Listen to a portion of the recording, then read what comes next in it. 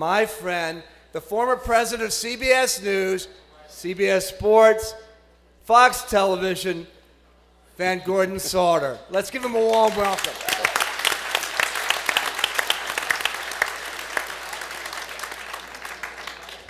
Let me say I'm delighted to be here.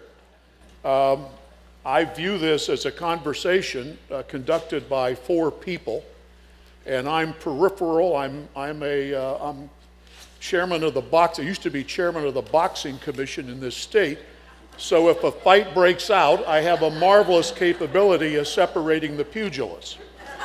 I have some introductory notes, so bear with me. I'm sure you've read the biographies in the book. When I heard there was a Lord Dobbs on this panel, I went into shock. I thought, oh my God, Lou Dobbs of CNN got peerage. So I can't tell you how relieved I was that the real Lord Dobbs is, and the deserving one is here, much as I like Lou. I should note that he came from a hardscrabble family, went to Oxford, ended up at Tufts, studied nuclear strategy. In the adult world, he was the number 2 person in a huge, major, worldwide advertising agency. As I used to be in the agency business myself, I firmly believe that a knowledge of nuclear strategy is a career-enhancing skill. He ended up being the chairman of the Conservative Party in a critical period in the history of Great Britain. And then he started writing, and he has more than 20 mystery novels to his credit. The best known one is House of Cards, which for better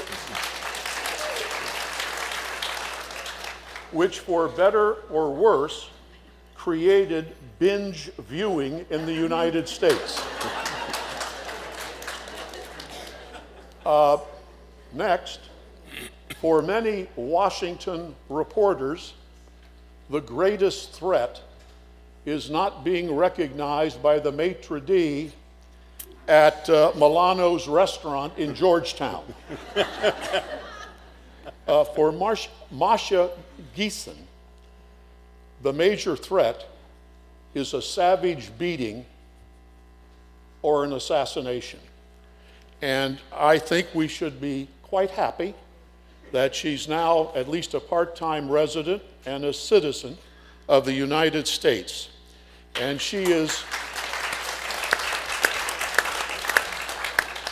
has an acute personal awareness of the savagery that a journalist can be subjected to. Her books on Putin and the Pussy Riot are absolutely fascinating, and she writes prolifically in English and Russian, and we are certainly delighted to have her with us this morning.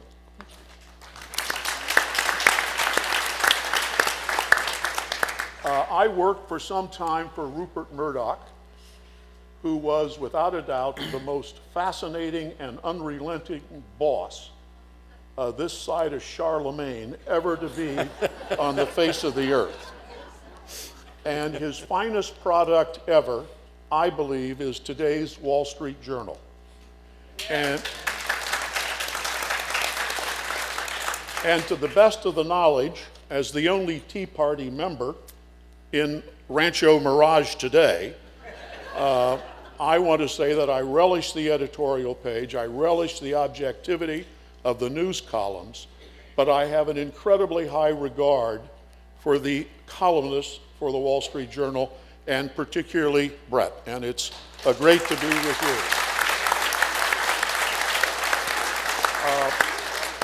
you. About 3 weeks ago, he did a column about immigration, and I was sitting at a hotel where I have breakfast every morning, and I thought it was one of the most insightful and informative and touching columns I have read, and certainly an indication of why he won a Pulitzer Prize 2 years ago.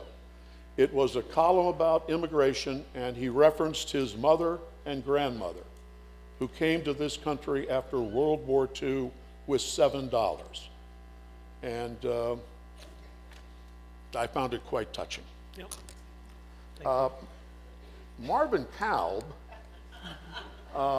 whom I've known for quite some time, and I think the last time you and I were together before Rancho Mirage was in Amman, Jordan. When you saw, as a news executive, when you saw the video of a Marvin Kalb piece come on the air, you knew that it was going to be erudite, you knew it would be authoritative, and you would know that Marvin knew more about the subject than any of the gonzo politicians he was interviewing, and more than half of the diplomats that you were interviewing. But you always had the assurance that it was going to be balanced and fair.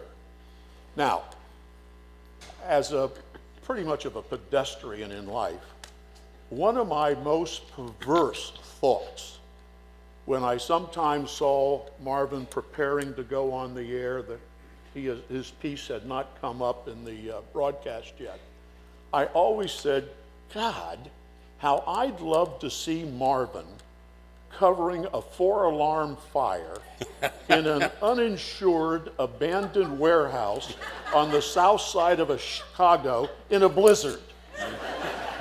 That was perverse. But I also knew at the same time that he would have given the same kind of authority and insight that he gave to all his reports. And no matter what else was going on in the world, the fire would get on the news. Before you. Whatever. We're going to start with a quiz of you.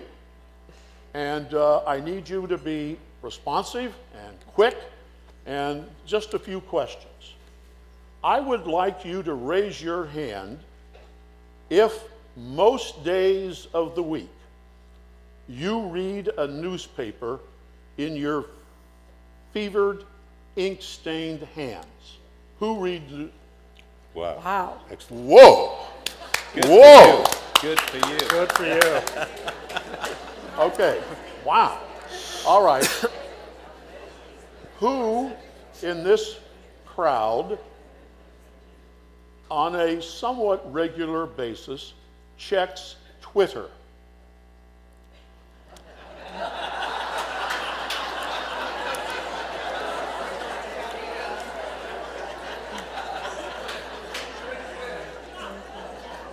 Next question. Outside of looking for pictures of your grandchildren or looking for video of cats doing foolish things, who checks Facebook on a regular basis? Outside of the grandkids. Interesting, right? That makes sense. Okay. Our issue, or what we're going to talk about to some degree, the final question. I want everybody in this crowd who is under the age of 30 to raise your hands. Yay, we got one. All right. All right. Jamie, they're out of control. I don't know what to do. Mr. Dobbs, Lord Dobbs, what do you take away from this?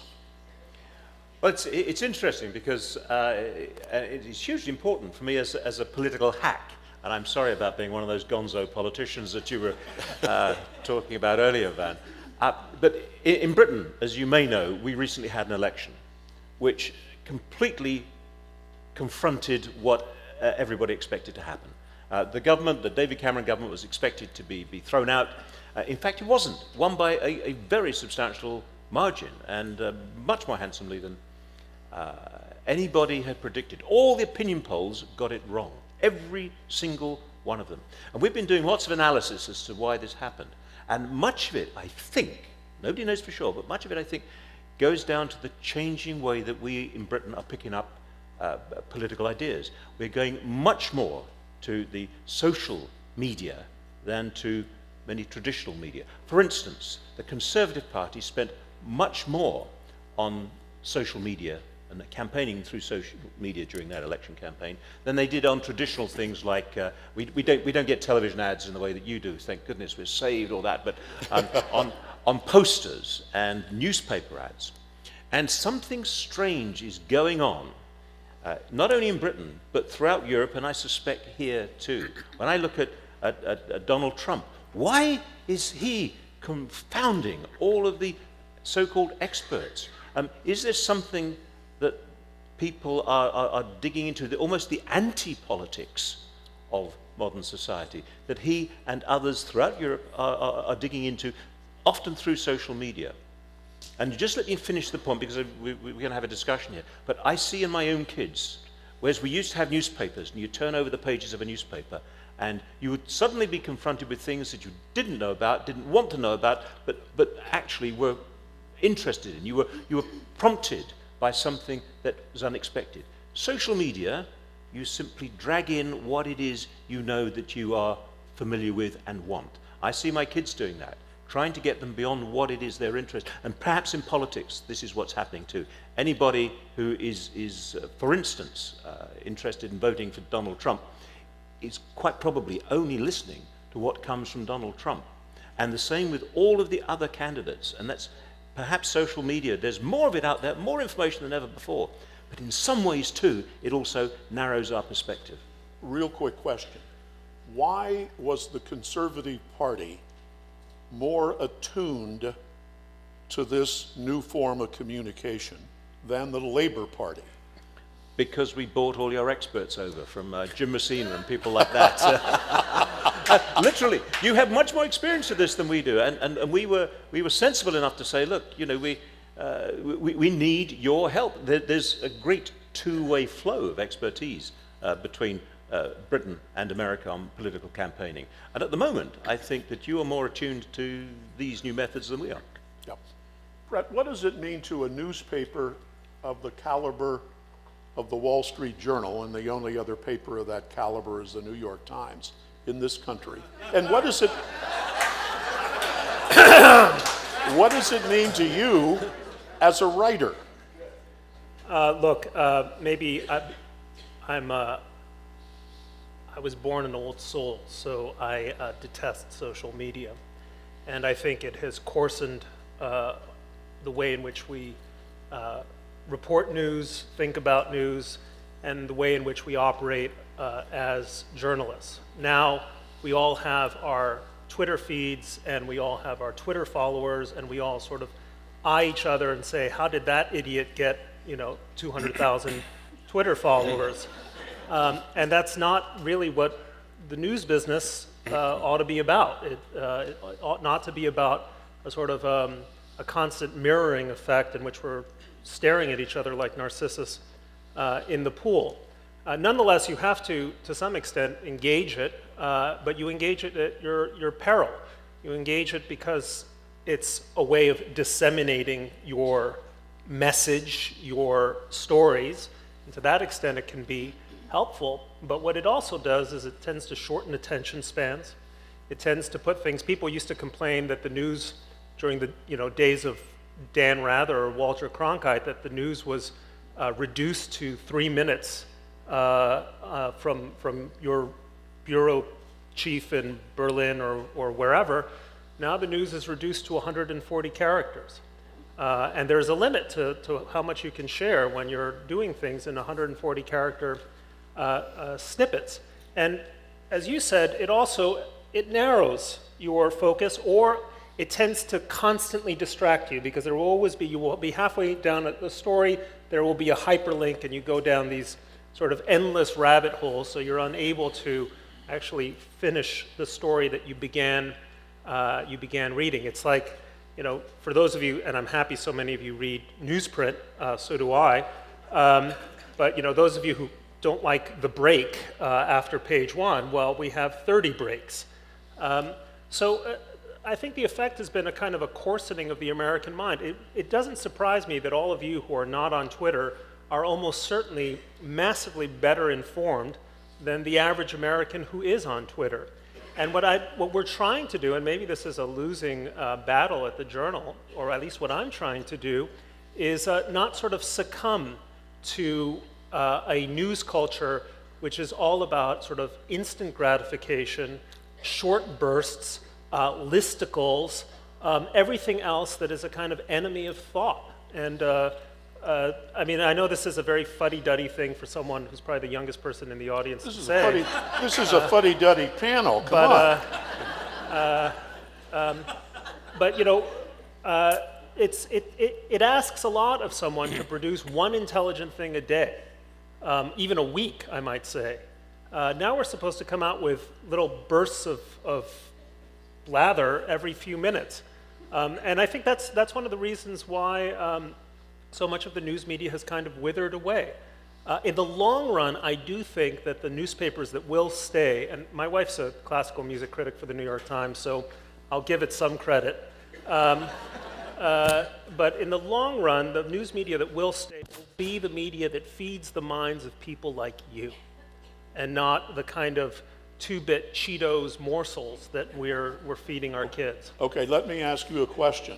Does your paper dictate that employees of the newspaper twit, if that's the correct term? But twit is better. Twit or what? Tweet. Tweet. Are you obligated to tweet? Twits tweets You say on tweet, Twitter. I say twit, but whatever.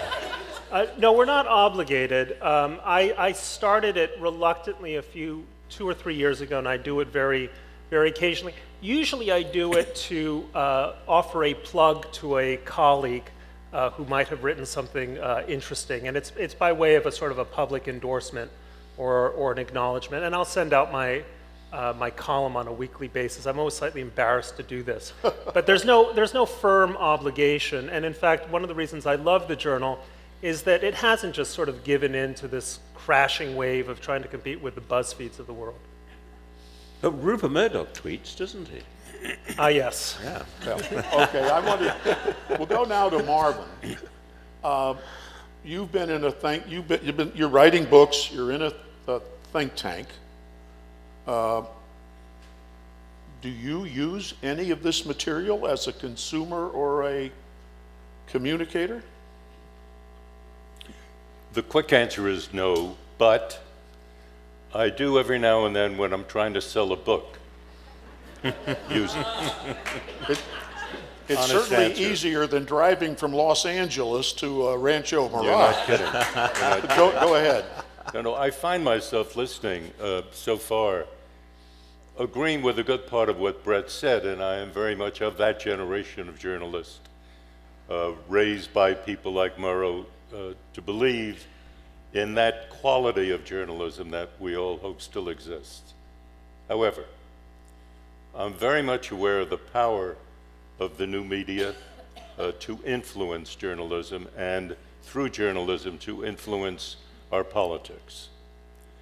And I remember, if you'll forgive me going back just a bit, 1987, I got a call from the dean at the Kennedy School of Government asking if I would like to set up a new research center which would explore the interrelationship of the media with politics so that in that interrelationship you have some sense of the formation of American public policy. And I was beginning to get a bit sour on television news as it was being done in the mid to late 80s.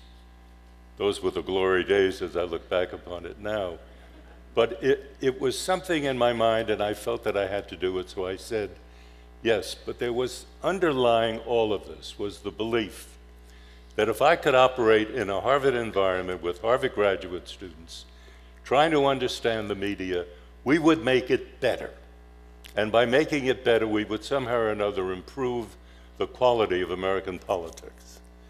And I have to tell you that after, the lights have gone out. This is an indication truth is being spoken. They'll get the lights on soon enough. But the point here is that I have to acknowledge, after 26 years of working on that belief that somehow through education you can improve the process, I think I have failed flat out, because I don't think the process has been improved. We've graduated wonderful people. They are fantastic, some of them journalists all over the world. Some of them doing a new kind of journalism, which is expressed in the internet. The kind of work that Masha Gessen does for the website of the New Yorker, for example, is an illustration of the good journalism that is produced today. And there's an awful lot of it.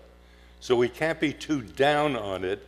Part of it is down, but there's another side building up, which is really very impressive.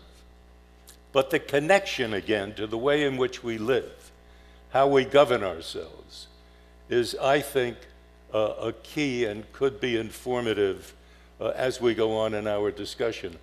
I always had a feeling that the American electorate was something very special, that all of you, individually and collectively, had a responsibility to sustain democracy in a world in which democracy is a weakening commodity. I like to think of it as the essence of any kind of good society. But we don't find that many of them around the world. So I feel very close to and wanting to embrace the democracy that we have. So how do we make that kind of thing better? My gut feeling is that the electorate in America has become an audience. And what I mean by that is that it is an audience profoundly affected by what we see on television, by what we hear and communicate by way of the new social media. What Bret was alluding to, I would like to emphasize that you can't really think things through carefully if you have to do it in a rushed limited number of characters. Democracy takes nurturing, and nurturing takes a little bit of time. I mean, when Murrow on April 15th, 1945, went with a small group of reporters to visit the death camp at Buchenwald, he was so impressed, wrong verb I know, but overpowered emotionally by what it is that he had seen, that he could not write his broadcast that day. He explained 2 days later, when he could, that he was searching for the right words to express the horror that he had witnessed. And he began by saying, if, ladies and gentlemen, you're on the edge of having your lunch, I suggest you turn off the radio now, because what I've got to tell you is not very pleasant. And that broadcast on Buchenwald, which you can, by way of the magic of the internet, hear even today, is an example of a journalist who needed 72 hours to find the words to express something that was so powerful as an impact. And I'm hoping that somewhere in this madness, we will find the time to explore more seriously and to think more deeply about the precious quality of democracy and how we can find a way of enriching it rather than belittling it. Thank you.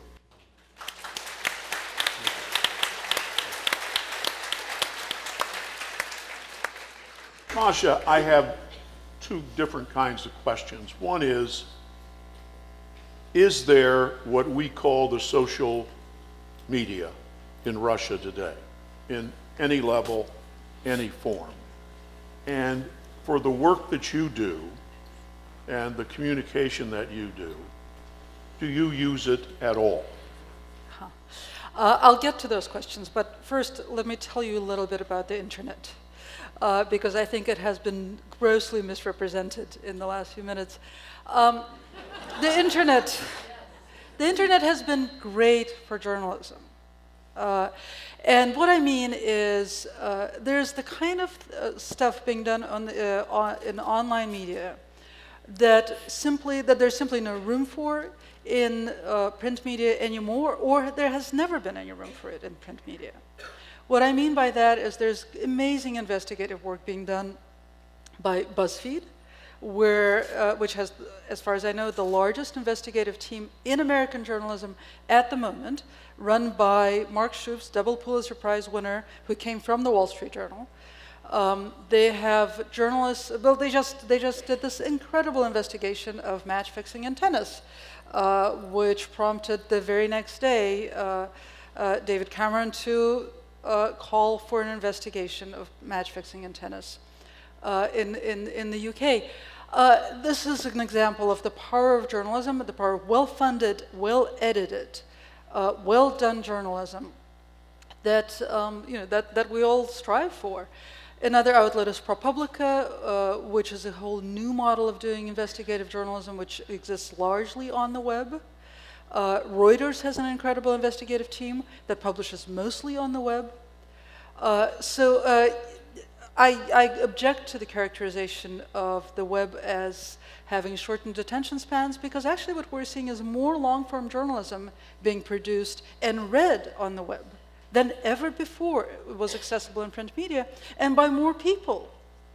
You know, BuzzFeed gets millions of hits for its investigative stories, which they have journalists working on for a year, year and a half. This is the kind of luxury that we never see in newspapers anymore, right?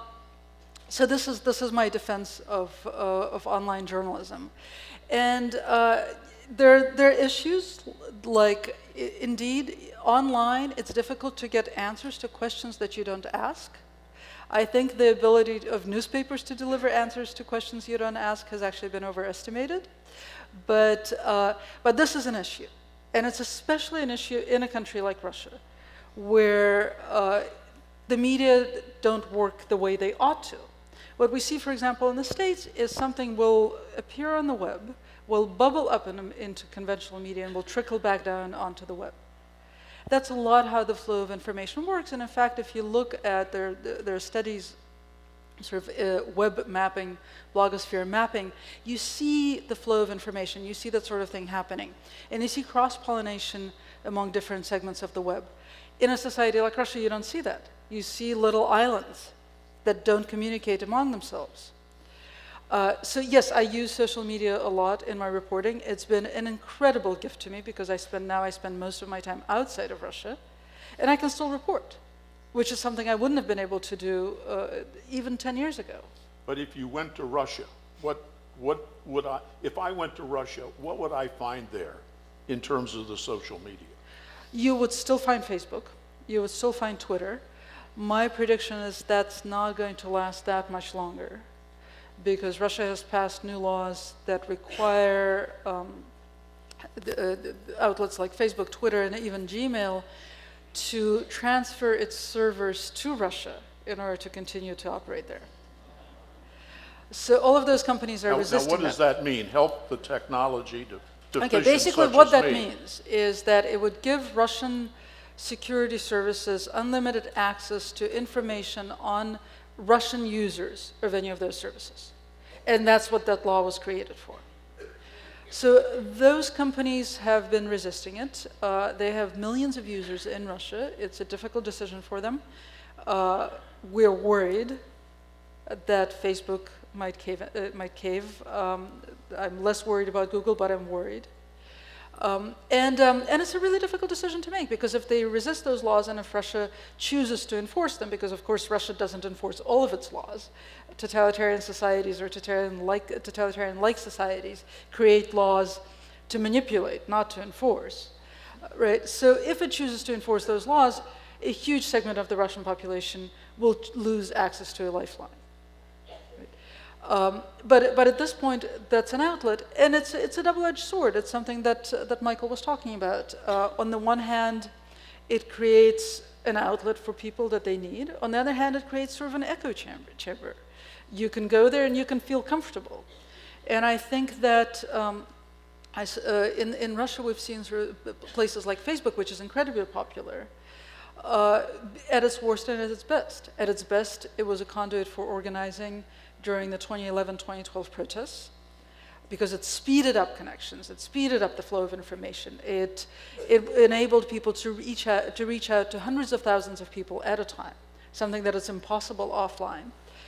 At the same time, it creates a feeling of false comfort, and you need a sense of discomfort in order to foment protest, in order to foment any kind of politics.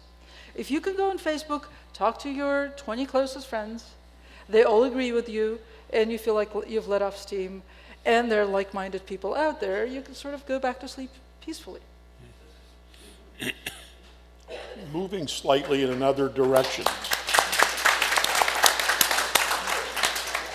Lord Dobbs, I've watched House of Cards, American version, English version. My wife watches something called Madam Secretary, which has given me a concern about what kind of restrictions we have on. Used to have it for children. Now I'm wondering about an adult applicability. And it seems that there's, of the shows that are coming now through non-networks coming out of the various streaming services, if that's the right word, is politics, do you think it's going to continue to be the source of entertainment material that it seemingly has been over the last several years? And do you think it'll become more realistic or more silly? Well, it's a fascinating question. I mean, I'm delighted that that politics has found a place in drama, because it should do. I mean, you go to Shakespeare. Shakespeare was all about politics. I mean, the House of Cards started almost with Julius Caesar. You remember Julius Caesar's Shakespeare? I mean, the most powerful man in the world, stabbed, hacked, chopped to death on the steps of his own capital by his very best friends. I mean, it was wonderful. And, you know, and all I've done is just update it a little, and I've been carrying on updating it. So, I mean, in this extraordinary world, I mean, the whole television, we're talking about technology, how technology is changing the way that we communicate and entertain ourselves, and certainly House of Cards and Netflix is a product of a revolution in the way that we are able to entertain ourselves. And it's something I want to talk about this evening, how technology has actually resulted in a golden age of television drama. You've got more fantastic television drama out there than probably at any time before. At a time when we have more news on television, but news of inferior quality. Well, you see, this is it. And now I'm going to take off my entertainer's hat and put on my politician's hat. Because as a politician, life in many ways is much more difficult. Because you've got 24/7 news. You've got things coming at you from all sides. It is very much more difficult for a politician to stand back from all this and put it in some sort of context, and therefore be a proper politician, because constantly we are chasing the latest headline.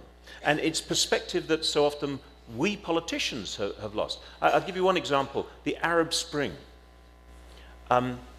It was a revolution which swept through the Middle East, actually largely sponsored by mobile phones. People were exchanging messages on mobile phones which completely undercut regime after regime after regime, and we called it the Arab Spring. Politicians called it the Arab Spring. This is wonderful. Democracy sweeping through the Middle East. Oh, what a lot of old hokum that was. We simply lost perspective on it. We were taken up with the fashion of the moment, which was possible because of this new technology.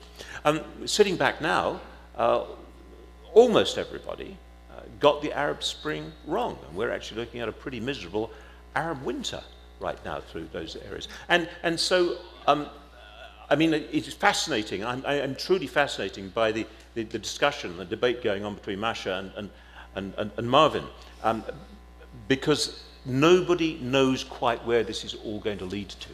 We are in the middle of a revolution with unknown consequences. But all I can tell you is that how do politicians communicate nowadays? How do statesmen state? And I'm not sure that the new media is actually helping them do their job. I'm not sure that we are up to the challenge of using this new media properly yet. Well, I use it a great deal. I use the aggregators, like Real Clear Politics, which has a marvelous collection of interesting, and I pull out 5 or 6.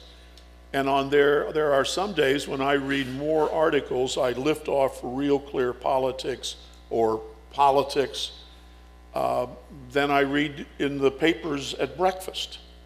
And I start my breakfast reading the New York Post, which is sort of an appetizer, if you will, just a little bit of smarm before you get serious about life. But I use it a great deal. And I must say, on some of the other sites that I go to, there's no adult leadership. And I just look at it and I say, well, why is that here? This story that you're presenting to us has no foundation. It has no ultimate value. And I don't know who's out there reading it besides me. But you get the absence of no adult leadership. If you go to the investigative reporting agencies, you really get a sense of people who have done this in serious news organizations and have carried those values into the new medium.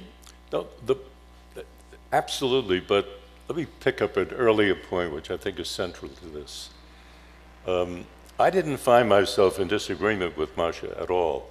What I was trying to say was that her brand of journalism, or where she is read and seen most, is the new emerging part of journalism which may yet save the entire industry. Because, picking up Michael's point, we are in the midst of a technological revolution. The technological revolution can take us from an old-fashioned typewriter to a tweet.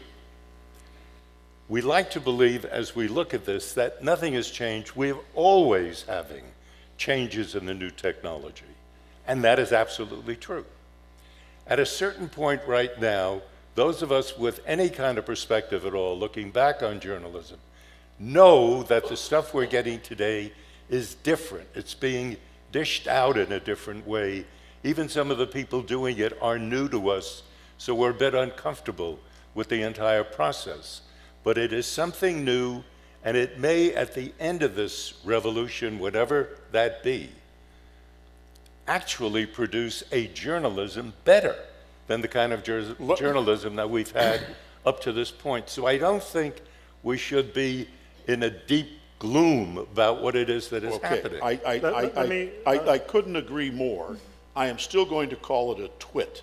You call it tweet, I'm calling it tomato or twit. Or Bret, you have reached the heights of a great editorial force, a remarkable newspaper that is so distinctive and valuable.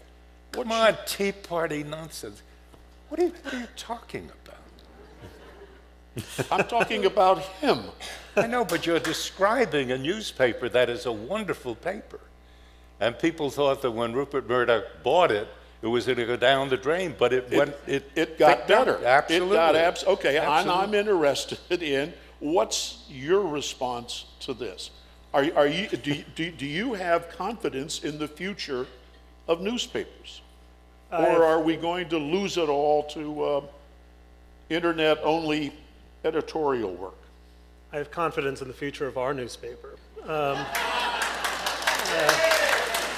And we all hope you're right. Well, look, I want to respond to, Masha said some very interesting and I think very thought-provoking things. I think the internet can be a wonderful tool for people who didn't come of age in the age of the internet. That is to say that those of us who were raised on long-form narrative journalism, who grew up reading novels, who developed the ability to concentrate, to maintain attention, to seek information in different ways can use the internet and can use social media as a very productive tool. I look at the way my children are using the internet and it worries me because it just creates minds that flit about. And they flit about between sort of an endless supply of instantaneously available and often quite graphic information. And I use the word graphic deliberately because there's a kind of pornography of information now available online in a way that I don't think enhances our understanding. Let me give you an example of what I mean. In 1982, Hafez Assad slaughtered an estimated 20,000 people in the city of Hama. And nobody even heard of this for about 2 weeks until the news slowly filtered out. Fast forward 19 years, and his son Bashar Assad was again slaughtering people in Hama in similar kinds of numbers, but this time the information was coming out because it was being broadcast through cell phones. It was coming out, and you could see it. You could go on the line, and in the space of about 3 clicks, you could see Syrian children being slaughtered by regime forces. And you said, this is wonderful, because now, when you can see it, you have to act. But actually, we didn't act. We just got used to it. It was just another terrible thing happening somewhere or other. So when something has the added horror of requiring an imaginative experience to understand, you may be more likely to think about it as you ought to be thinking about it than if, one day, terrible images from Central African Republic. Next day, terrible images from Burundi. Third day, terrible images from Syria. The other day, terrible images from that university in Pakistan. Who can keep track? And so at the end, it has a quality for people like my children, I fear, of a kind of desensitization, in part because it can grow in such incredible profusion. And one last point, and this is something I think Marvin brought up, editing. Editing is important. It is important for adults to help their readers, adult journalists, experienced journalists, help their readers make sense of the news in some way that is not merely ordered by the Popular Now list that now populates every single newspaper, including the journals. The Journal has sent me at huge expense to Burma, Pakistan, Afghanistan, Gaza, and so on, where I write these meticulously reported pieces, and sometimes at some risk. And the chances of them becoming popular now are basically slim to none. However, if I write my semi-annual screed about the Obama administration, which is fun to write, I am assured that satisfaction, that pleasure of being the most read article in the paper. Now, okay, I'm admitting to a certain kind of naughty satisfaction of being popular, but I'm not sure that the ultimate interests of an intelligent democracy are well served when Popular Now, the choices on Popular Now replace the choices of the editors in terms of what readers really ought to know in order to understand what is important that day. I understand editors can be fools, editors can abuse positions of trust, but when journalism is working well and when democracy is working well, it is a matter of intelligent citizens consuming information that has been curated by responsible people in a way to deliver important information which you might not otherwise get if you are left to your tastes and prejudices alone. I hope that's being taught in the journalism school. Lord Dobbs, your response to that? Well, I think there is this generational difference, and I agree entirely with Bret that the ability to be able to look beyond simply the bits that you're being fed is hugely, hugely important. And there is, but there is something going on. I always come back to the practical effects of all this. And there's something going on in Europe, which I was hinting at before. If you go throughout Europe in the last 8 years or so, every single government that's come up for re-election has been defeated, been thrown out. With one possible exception, there was a minority centre-right government in Estonia who managed to increase its vote, but still remain a minority. But you could argue that Angela Merkel is still there, but her first government was changed fundamentally, and it's now a very different government. She just happens to be leading a different government. And indeed, David Cameron, he was a leader of a coalition government and is now a leader of a single-party government. But without those possible exceptions, everywhere you look, France, Italy, Spain, Poland, everyone has been thrown out. Why? Does that represent real dissatisfaction with the whole political process, or is it something that's being generated by this quick, instantaneous rush to judgment, particularly amongst young people? And everywhere you're getting new parties, UKIP in Britain, Podemos in Spain, which inside a year of being created was the most popular party in Spain. It's now come back a little bit, but it's still the third party in Spain. And you look at what has happened in Greece, the tragedy, the desperate democratic tragedy that is happening in Greece because of Syriza and a government that makes, a political party that makes no coherent sense whatsoever. And we are now beginning to find nonsense coming to the fore. And I worry that much of that is being built on the basis of a tide of social media, narrow, self-inflicted social media. Marvin? Just a quick follow-up point on that, Michael. If we were to translate everything you've just said into an American context, you have just elected Donald Trump, the next president of the United States. Is this the Donald Trump? Is this the Donald Trump who 3 months ago I read hadn't the slightest chance of ever becoming the Republican candidate, and now I keep reading is probably going to win it and may even have a decent crack at the big job? I mean, it's astonishing how fast things are moving right now. Masha? I'm convinced that we don't see anything online that doesn't exist offline. Right? But I think that we see different reflections of it, and we see things speeded up, and we see things amplified. And what you're describing, but I love your term, the anti-politics, right? But this kind of reductionist politics, this kind of protest politics, there have been historical periods when this kind of politics has come to the fore. It's a horrible comparison. Certainly the interwar period in Europe comes to mind. We may be witnessing that. And I don't know that there's a lot of reason to point at social media as the culprit. It's a facilitator, clearly, but it might have been happening without it. And I also want to say something in defense of the kids on the internet. There used to be community media. And I'm somebody who came up through community media. I worked for gay and lesbian papers. I was an editor-in-chief of a gay magazine at the age of 21, before I ever worked for an adult editor who made a journalist out of me. Now we see it online. And I think that maybe the big difference, and a wonderful difference, is that, Gordon, you're seeing it when you wouldn't have seen it 30 years ago. Well, I regret to say that we're being shown to the door. And this has been a great group of people.